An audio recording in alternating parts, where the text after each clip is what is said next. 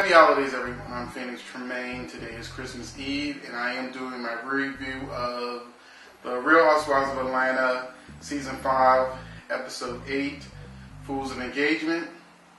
And just want to say one thing, because you may have noticed this from my two previous reviews, because this is my third one. I use masks. I thought, I don't do drag, so, why not do something different? I like being a trendsetter. So I'm the mask guy who does reviews now. Hello everyone, I am Phoenix Tremayne, and this is my review of The Real Housewives of Atlanta, Episode 8, Season 5, Fools of Engagement.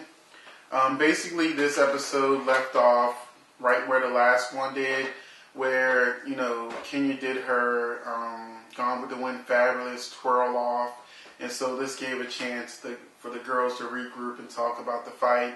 Nene admits that this is what she wanted to see, that she wanted to see Kenya go off, despite the fact in the previous episode she said, oh, this is too much, I can't believe this is happening.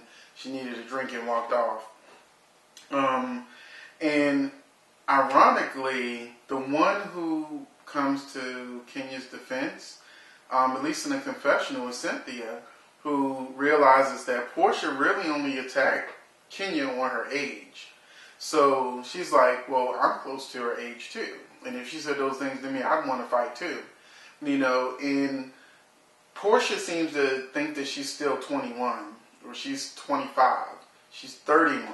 She's not 21. But she still has that mentality of that young 20-year-old where all you people are old and I'm young. And so, no, bitch, you're 31. I'm 39. You're 31. You're in the zone now. So, Portia, and that's what I did not like about the argument between Kenya and Portia, because there was no substance. Portia didn't have any good zingers for Kenya, and Kenya didn't really have much to say to Portia. They were just, but they weren't really saying anything. When the other housewives fight, usually they go for a low blow to go, it wasn't fun for me.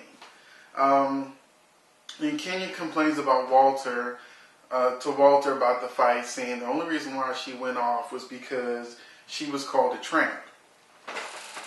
What? What, really?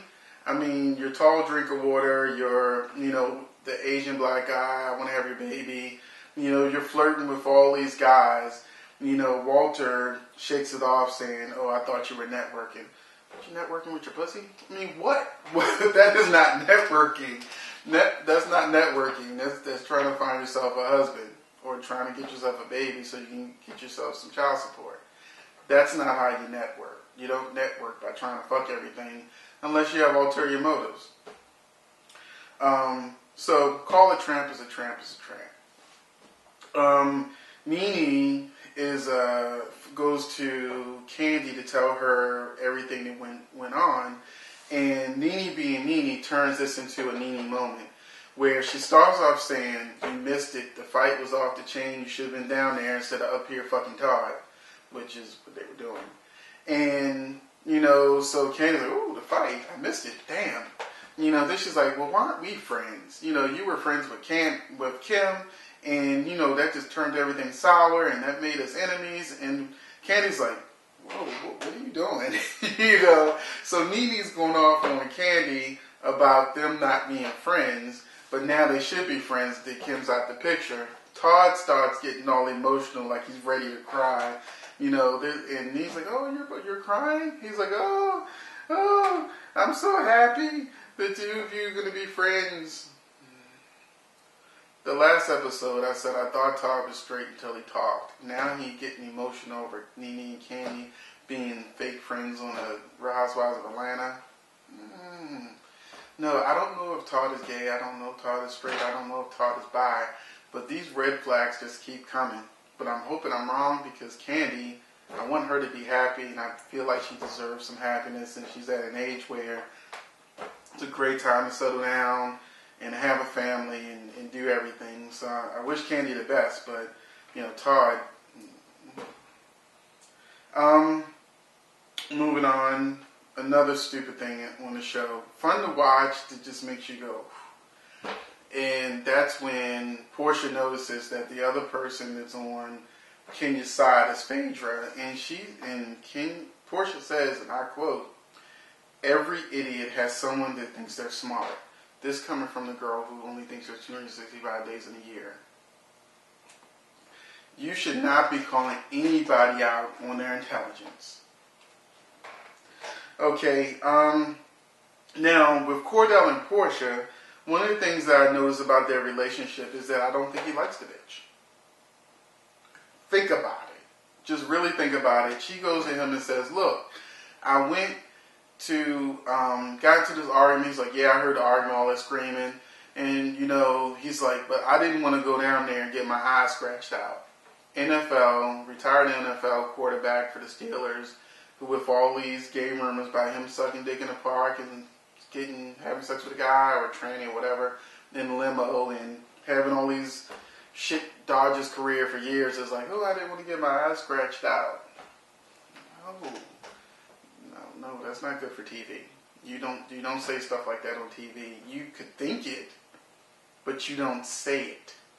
And if your wife is in distress and you hear her, arguing and things getting out of hand, you either want to pull her out of the situation or monitor the situation so that it doesn't get off the chain and just, that's just good advice for a husband.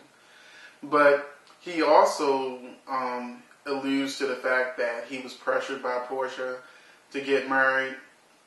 And he also, when she says, "Oh, I'm easy going," he's like, "No, you're not." And then they're barely together on the show. He didn't show up for the dinner with Peter.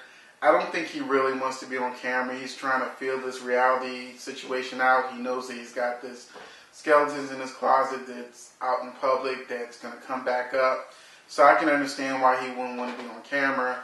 But he should really show more of the supportive role to his wife if he wants these rumors to disappear.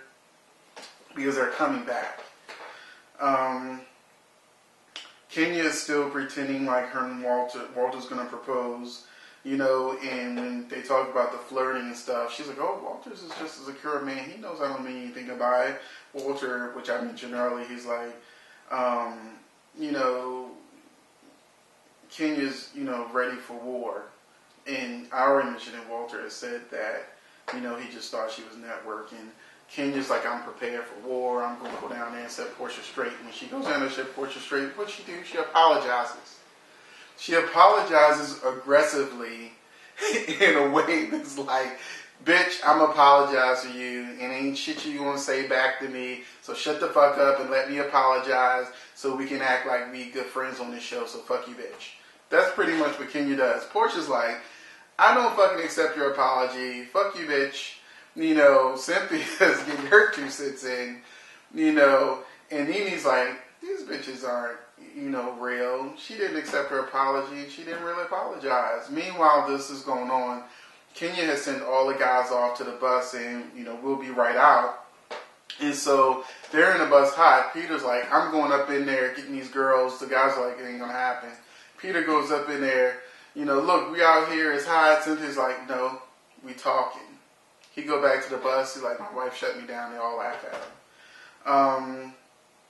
And Kenya, when they finally make it to the beach, they're in his hut. The water's coming up, on the beach. It's coming up, splashing everybody. Peter's like, at least the water's warm. Phaedra's like, "Ooh, it's hot and wet." And so Kenya, still trying to make sure she's the star of the show, whips out a book from Vanessa Williams that's signed, gives it to Cynthia. The title of the book is "You Have No Idea." So she's basically, it's a dig at Cynthia. Cynthia catches it immediately, and she's just like, "Oh yeah, I like books. I know what you're doing, but I like books. If you have another one, you can give me that one too." And eventually it leads to a moment on the beach where Kenya's like, going after Cynthia again. And Cynthia's like, "We're going to get this Bailey agency shit straight where you up here telling these girls, all these, being Janice Dickinson, tearing all these girls down. Kenya's like, well, once upon a time, I was like them, and I used to wear dresses with slits up to here, and a judge put me to the side, told me what was up, and next thing you know, I'm Miss USA. So, you know, she's like, and that girl called me and thanked me for my advice. And Cynthia, that's the biggest lie. It was a lie just oozing out her mouth. Cynthia knew that shit wasn't true. So she's like, oh yeah. And I had all these other girls call me and tell me how you destroyed their soul. Basically. And so they go, so Kenya's like, huh? Like, you know, she turned into Scooby-Doo, realizing that she cannot one-up Cynthia. No matter what. Cynthia says point blank, you know, I will beat a dead horse to death and I will keep beating it. Finally, Kenya falls out on the ground, starts rolling around in the sand, screaming, make it stop, run up and down the beach, screaming, make it stop. And finally they start laughing and the shit gets squashed and Cynthia wins. Ding, ding, ding. Kenya concedes so that they can move on. They finally get to their dinner. Well, one more thing, I can't forget this because this is like one of the biggest moments. The booty shaking, the stripper moves, and the ass popping on the beach, which was in the promo for last week. And it turned out to be that moment that they usually put in between the commercials where Nene is teaching them butt exercises when it's supposed to be Phaedra with the booty video. And she's showing her all the stripper butt, you know, shaking it. And what I realized in that moment is this is why these Real Housewives of Atlanta are the #1 housewives on Bravo, is because it doesn't matter what their ages are. They have sexy bodies. They can shake that ass. You know, they pop their booty. They talk about sex. They get down to it. You know, these other housewives, I can't think of any of the ones. I haven't seen all the shows, but I could imagine any of those girls down there in that sand, you know, shaking their booties, looking sexy, making it hot at that age. And this is why I watch this show, because they off the chain and I don't give a fuck. And it's not all about arguing or, you know. So it really boils down to the big moment of the episode where everyone is having dinner and it goes around the table talking about their proposals. Peter and Cynthia, they did theirs on Real Housewives of Atlanta 2 seasons ago. Greg went for a test drive with Nene in a 325 red BMW. He asked her would he marry her. She said yes. He said the car is yours. Apollo told Phaedra about, you know, put it out there about, you know, it'd be nice to put a ring in a glass and, you know, in the ice and drink it, and then the ring's in there. And Phaedra's like, no, she's a lawyer. She's like, no, you're going to get sued for that. You know, so he comes up with another idea. You know, so he puts the ring in his mouth, kisses Phaedra, and when she realizes something is in her mouth, she spits it out and like, you know, it's the ring. And she's like, ooh, she gets scared, you know, because, you know, how Phaedra is with her body parts. She wants everything to be good with the temple, you know, so she accepts too. Meanwhile, you know, in they asked Todd how would he propose to Candy. Candy's like, stop right there, I don't want to know. They asked Walter how would he propose, you know, if he wanted to get married, not necessarily Kenya. He's like, I'd like to do it at a basketball game up on Megatron. And they're like, well, there's no basketball at Megatron here, and she said you were going to marry her in 3 days. And he's like, what? Is that what she said? You know, which is what they showed in the promo for last week. And she looks embarrassed, and, you know, he's like, I said might, not will. Deanie says, you know, maybe he's leading her on. And as the, you know, show continues, you know, she eventually just can't take it no more. Oh, and Cordell and Portia, I thought they were going to leave them motherfuckers out, but they went back. Peter, I guess he realized we left them out, and say, how did y'all get engaged? Once again, I said, he don't like the bitch. So they said it was Valentine's Day. The parents were there. It was the perfect moment for him to propose. And he's like, that's why I didn't do it. I proposed to her a week later. I wasn't proposing to her on Valentine's Day. He don't like her. He don't like Portia. He married her for whatever reason, and he didn't like the bitch. It's as simple as that. He said he didn't want to do it that way because that's what would be expected. Finally, Kenya runs off. Walter runs after her. She's like, I wanted to marry you. He's like, look, I'm not getting married to you. She's like, why are you hollering at me? He's like, because I want you to hear me. So she runs off again. And Phaedra goes looking for it, followed by Apollo. And I realize in this moment of what they're setting up. Phaedra is the one who's being set up to be her best friend. We all know from the super trailer that Kenya's going after Apollo. So the only girl who's really reaching out to be nice to her is the one Kenya's going to stab in the back. So that's it. That's my review for Real Housewives of Atlanta, Season 5, Episode 8. Can't wait for the fireworks to happen between Apollo, Kenya, Phaedra triangle. Looks like next week is going to be another week where they focus on that. There's going to be a blog saying that Phaedra and Apollo are getting divorced. Apollo running around talking about he's unhappy. Phaedra looking upset. So we'll see how that goes. Now, hopefully you'll stick around, and I want to show you some things that's going on with me and my production company. And Merry Christmas.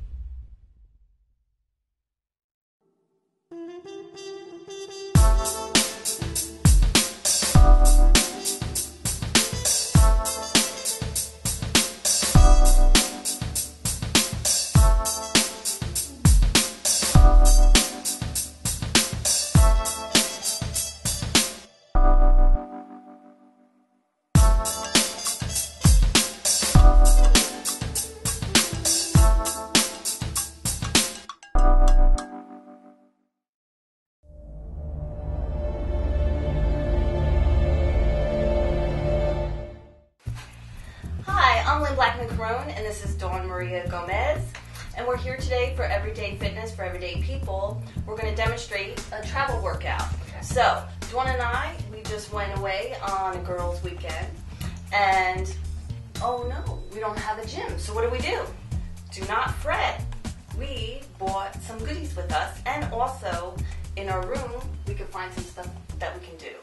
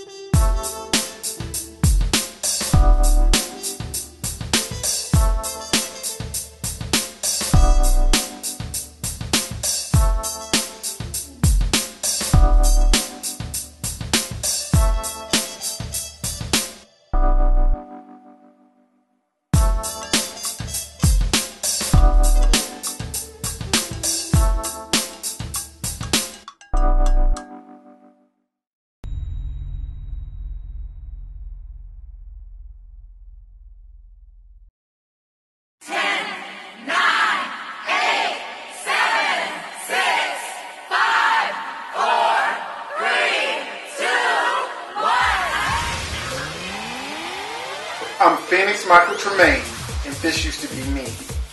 I thought being a firefighter would help me get in shape. Instead, I just steadily gained more and more weight, and something had to change. I took control of my life, and I lost 46 pounds in 4 months. Soon after, I started a personal training business, opened a private gym, and now star in the TV series Everyday Fitness.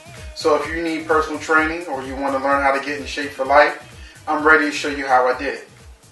Watch the online TV series Everyday Fitness, or if you're in the Baltimore area, you can make an appointment for training at my private gym.